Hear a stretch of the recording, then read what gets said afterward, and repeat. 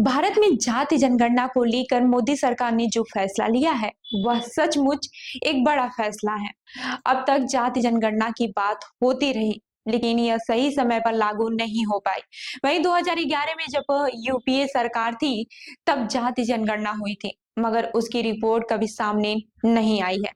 अब मोदी सरकार ने इसे लागू करने का फैसला लिया है, लेकिन यह फैसला असल में मजबूरी से लिया गया है। दरअसल जाति जनगणना का मतलब यही है कि देश में आरक्षण के दायरे को फिर से बढ़ाने की बात हो सकती है।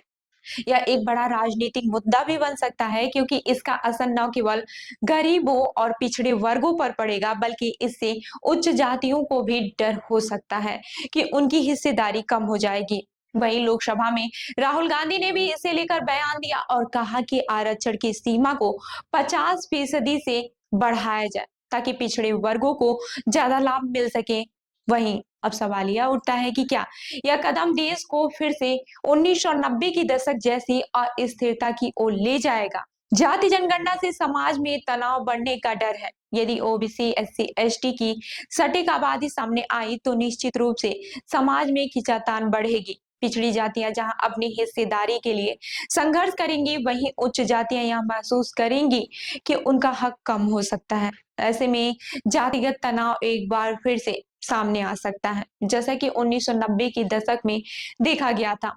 उस समय मंडल आयोग के लागू होने के बाद हुई सामाजिक उथल पुथल ने पूरे देश को अस्थिर कर दिया था। फिल्मकार विवेक अग्निहोत्री का मानना है कि जाति जनगणना से जातिवाद और भी मजबूत होगा, जिससे सामाजिक एकता पर असर पड़ेगा।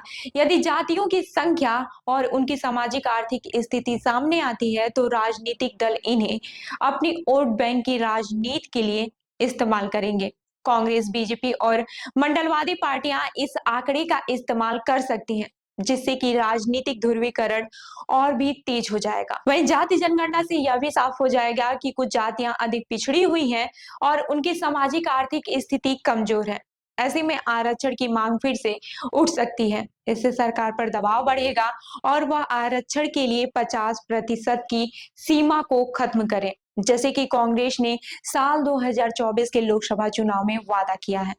इस तरह की मांगों से देश के आर्थिक ढांचे और सामाजिक व्यवस्था पर भी खतरा मंडरा सकता है। हालांकि जाति जनगणना से यह भी पता चलता है कि ओबीसी वर्ग को प्राइवेट सेक्टर में भी आरक्षण मिलना चाहिए, तो यह भी देश के लिए खतरे की घंटी हो सकती है। वर्तमान में लोग अपनी प्रतिभा के आधार पर प्राइवेट सेक्टर में काम पा रहे हैं, लेकिन जाति आधारित आरक्षण से यह व्यवस्था बिगड़ सकती है। इससे न केवल प्राइवेट सेक्टर में असंतोष बढ़ेगा, बल्कि सरकारी तंत्र भी इससे प्रभावित होगा। जाति जनगणना से यदि यह साबित होता है कि कुछ जातियां अधिक पिछड़ी हुई हैं, तो यह मांग बढ़ेगी कि सरकारी संसाधनों का बंटवारा जाति के आधार पर किया जाएगा।